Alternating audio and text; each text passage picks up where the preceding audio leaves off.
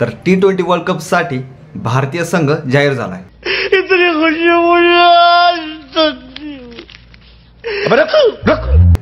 काय IPL मुळे थोडं सगळेजण विसरून गेले होते, पण आपला संघ कालच T20 वर्ल्ड कप साठी जाहीर झालेला आहे। तर अगदी एक्सपर्ट सारखं आपण या गोष्टीवर चर्चा करू। चला चलिए शुरू करते हैं। तर टोटल 15 खेळाडू आणि 4 राखीव अशी टोटल संघाची निवड झालेली आहे। तर यावर आपण चर्चा करू आता। तर सुरुवातीला आपण ओपनर बद्दल बोलू। तर ओपनर म्हणून आपला रोहित शर्मा तर फिक्स होता, कॅप्टन सुद्धा आहे। परंतु दुसरा ओपनर म्हणून जर पाहिलं तर गायकवाड, गिल, ईशान आणि जयस्वाल यांच्यामध्ये लढत चालू होती एक प्रकारेच। पण या सर्वांमध्ये जयस्वालची निवड करण्यात आलेली आहे। जयस्वाल बॅटिंग सुद्धा चांगली करतो, पॉवर प्लेमध्ये पण अतिशय म्हणजे न घाबरता व्यवस्थितपणे खेळतोय आणि मागच्या IPL म्हणा किंवा मागचे काही इनिंग्स म्हणा अतिशय व्यवस्थितपणे खेळतोय, त्यामुळे जयस्वालची निवड करण्यात आलेली। विराट सुद्धा ओपनिंग करणार आहे अशी चर्चा रंगलेली होती। बऱ्याच दिवसापासून हीच चर्चा चालू होती की विराट आणि रोहित हे ओपनिंग करणार, पण जयस्वालची निवड करण्यात आली। त्यामुळे जवळपास आता फिक्स झाले की जयस्वाल आणि रोहित हे ओपनिंग करतील आणि 3 नंबरला विराट येणार। तर पुढे चालू आपण 3 आणि 4 नंबरला। आता विराट हा 3 नंबरला खेळणार हे फिक्स होतं आणि सूर्या हा जवळपास विराट नंतरच येणार म्हणजे 4 नंबरला। हे जवळपास आता आधीच फिक्स झालेलं होतं, त्यामुळे 3 आणि 4 हे आधीच बुक झालेले होते। आता दोघांकडे पण अनुभव कमी प्रमाणात नाही आहे, IPLचा म्हणा किंवा T20चं पण। आता सूर्या आणि T20 म्हणलं तर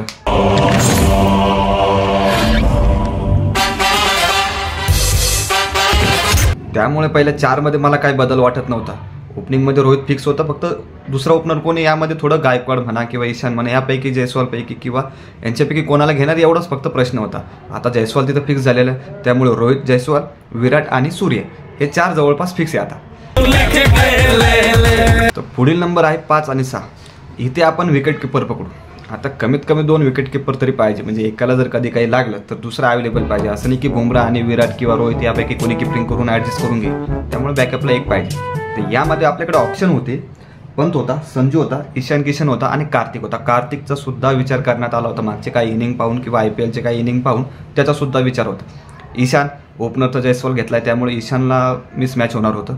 आता इथे पाहिलं तर संजू सॅमसन आणि पंत यांची वर्णी लागलेली दिसते, त्यामुळे हे दोघं तिथे wicket keeper as a select झालेले। आता यापैकी एक कोणीतरी खेळेल, पण या दोन्हींची सिलेक्शन झालेली आहे। आता पंतला ॲज अ व्हाईस कॅप्टन म्हणून सुद्धा निवडणार होते, पण त्याचं सिलेक्शन नाही झालं व्हाईस कॅप्टन म्हणून, दुसऱ्याचं झालं ते पुढे बघू आपण। पण हा एक चॉईस होता व्हाईस कॅप्टन म्हणून। तर पुढील नंबर येतात ऑलराऊंडरचा। तर ऑलराऊंडरमध्ये आपण 4 जणांची निवड केलेली। जेवढे घेऊ तेवढे कमीच राहत असतं ऑलराऊंडर, कारण कधी कुठे कोणाची गरज पडते ऑलराऊंडरमध्ये काही भरोसा नसतो, त्यामुळे 4 जण ओके। तर यामध्ये अक्षर पटेल, हार्दिक पांड्या, दुबे हा नवीन चेहरा, शिवम दुबे हा नवीन चेहरा घेण्यात आलेला आहे आणि जडेजा एक प्रकारे जडेजा फिक्सच होता। तर या 4 जणांची वर्णी लागलेली दिसतीये। तर यावर आपण आता चर्चा करू शकतो, कारण 4 जणांचं सिलेक्शन झालेलं आहे इथं। हार्दिक पांड्यानं थोडं मुंबईचं सध्या हमको मारो, हमको जिंदा मत छोड़ो सालो, हम कोई मंदिर का घंटा है कि कोई भी आके बजा जाता है। व तसेच सध्याचा त्याचा फॉर्म बॉलिंगमध्ये म्हणा बॅटिंगमध्ये थोडं प्लस मायनस चालू होतं, त्यामुळे त्याचं सिलेक्शन होणार की नाही हे थोडं तळ्यात मळ्यात चालू होतं।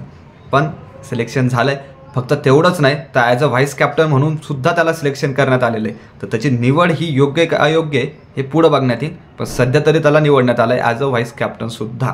तर पुढे येतो जडेजा।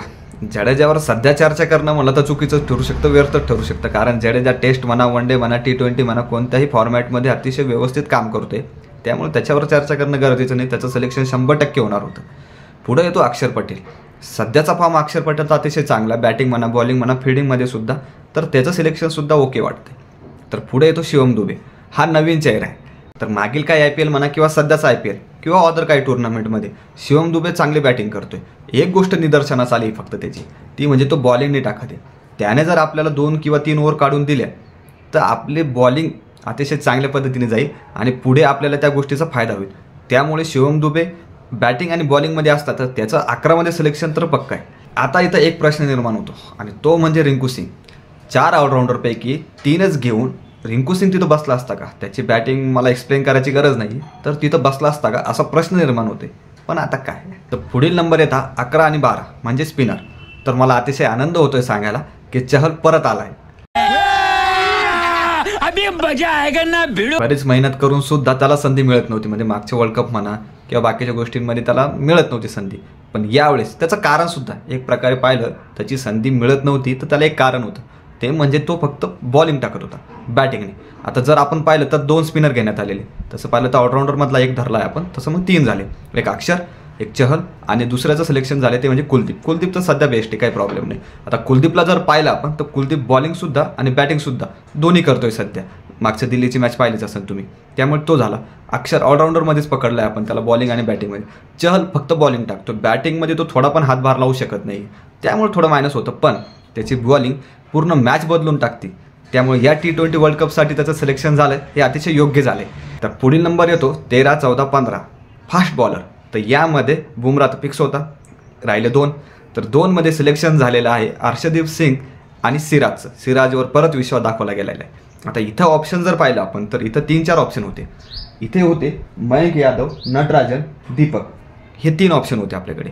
पण सिलेक्शन झालं आहे सिराजला परत आणि अर्शदीप सिंग लेफ्ट आणि नटराजन पण लेफ्ट, पण त्यांनी अर्शदीपला घेतलं, काही प्रॉब्लेम नाही आहे, दोन्हीही बेस्ट होते. तर या तिघांचं सिलेक्शन झालेलं आहे. बॉलिंगबाबत अजून चर्चा करायची झाली तर आपण इथे पाहू शकलो असतो सिराजचा ऑप्शन. सिराजला ऑप्शन दुसरं म्हणलं ते म्हणलं तर शमी, पण शमी सध्या इंजर्ड आहे, त्यामुळे त्याचं सिलेक्शन होणं तर शक्य नव्हतं. आणि जर जुनं पाहिलं आपण तर हा वर्ल्ड कप खेळलेला सुद्धा आहे सिराज, त्यामुळे अनुभवी म्हणून सिराजचं सिलेक्शन झालेलं आहे. अर्शदीप पण मागं खेळलेला आहे वर्ल्ड कप, त्यामुळे सुद्धा नटराजनला थोडं मागं करण्यात आलेलं आहे असं दिसतंय. त्यामुळे सध्या तरी हे 3 फिक्स झालेले. या प्रकारे आपले 15 खेळाडू फिक्स झालेले. आता राखीव राहिलेले. वेस्ट इंडिजला आहे, असं नाही की इथं आहे कॉल केला की हां ये खेळाले लगेच, तसं नाही आहे. वेस्ट इंडिजला, त्यामुळे राखीव खेळाडू घेऊन जाणं गरजेचं आहे. तर राखीव खेळाडूमध्ये शुभमन गिल, रिंकू सिंग, खलील अहमद आणि आवेश खान यांची निवड करण्यात आलेली. तर 4 राखीव खेळाडू आणि 15 वरती. अशा प्रकारे आपला संपूर्ण संघ निवडून झालेला आहे. तुम्हाला काय वाटतं, ओपनिंगमध्ये काय बदल पाहिजे होता की व्हाईस कॅप्टन चेंज केला पाहिजे होता यावेळेस? हे बॉलिंगमध्ये थोडेफार आपण चेंजेस करू शकलो असतो. कमेंट करून तुम्ही सांगायलाच पाहिजे आणि सांगासुद्धा. सबस्क्राईबसुद्धा करा. धन्यवाद.